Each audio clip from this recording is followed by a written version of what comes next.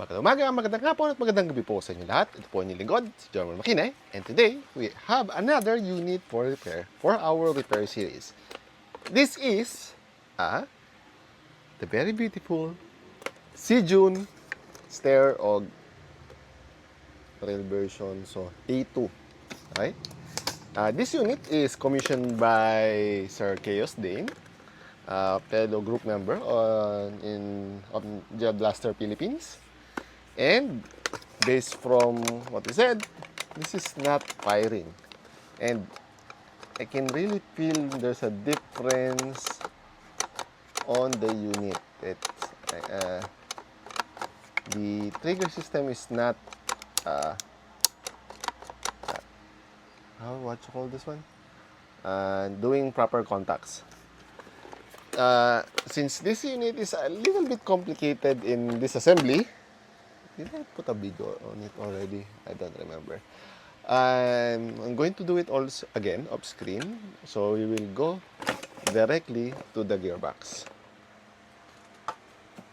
Then we will see what happened. Okay? Without further ado, let's get into it. Hello everyone. So finally able to open the Sijun OG, and I already know the problem. First, I'm going to show the problems first. Other problems. First, since it is stuck up, see, there's a reason for that one. But let me show you what happened also. Since this stuck up, the user of this one forced it to trigger, which caused, this is the retaining pins on the body. This one is here to break, because since you cannot force it to, this doesn't move, and this is all metal, the gearbox moved. And what happened is that this also moved. This broke from the body. So, ouch. I have to repair and reinforce that one. It's a common OG problem. And again, since this was forced, this got removed also. The designer of this one, Sijun, got lazy.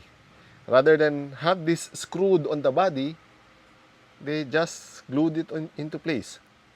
So, too much force, pushing it, it got detached. Well, it's an easy way to reglue it again, but Sijun. Now, I'm going to explain the main reason. Since this is a version 3 gearbox, and this has a 2-stage trigger, one from semi and one from full auto. Here at the back, it's where usually in the AK there's a selector switch for this one. But this is an OG, so the 2-stage trigger determines if it fires in semi, this is the semi, and in full auto, this is the full auto. So if this hits the trigger here, it will do semi, engaging the cutoff lever. This is the cutoff lever. And what happened here is that he got really unlucky. What happened is that the gearbox revolved. Let me put more light in this one. Oh!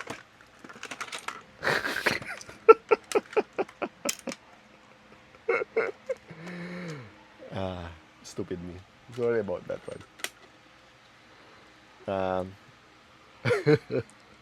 So the gearbox revolved, and unfortunately, the bevel spur sector gear stopped on the side where the cutoff lever is resting. So the trigger is there where it hits the cutoff lever. It prevents it from moving. See, if we push this up, ta-da! So this is a very unfortunate issue. It does happen rarely on the not the GG, On the AK, you just need to change the selector, and this will be pushed on the selector trigger, and you can fire it. That's why sometimes in AK it gets stuck. You need to go to semi and full auto, and it will start working again. Here, there is no solution. But here's my battery. My my 10-year-old TU battery. For the oldies, they know this. And good thing this has a fuse already, so no need to add my fuse circuit. And then, that's right, see, it will not fire. But if you change the selector, and it's fixed.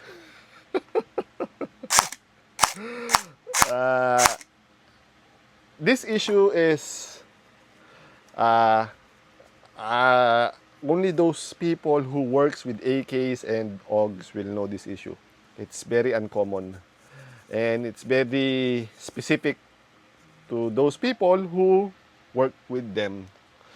So sad, but that's life. It's working again. I need to fix the selectors and the damage created by this one. Anywho, let me see what I can do with this one, and I'll try to reassemble it. I'll get back to you in a minute. Okay, so after 200 years, I'm finally able to fix this one. Using the reinforcements that you will see here, picture. And this is a common OG issue, so I know what to do. And after changing some screws, some nuts, I was able to assemble it again. And prime is again working. Also, that's issue with this one is sometimes the bolt gets stuck, so you need to fire to unstuck it. Else, I need to remove the prime again and put it, might deband it little bit back. That's the issue. So, anyway, it is already firing. So, oops.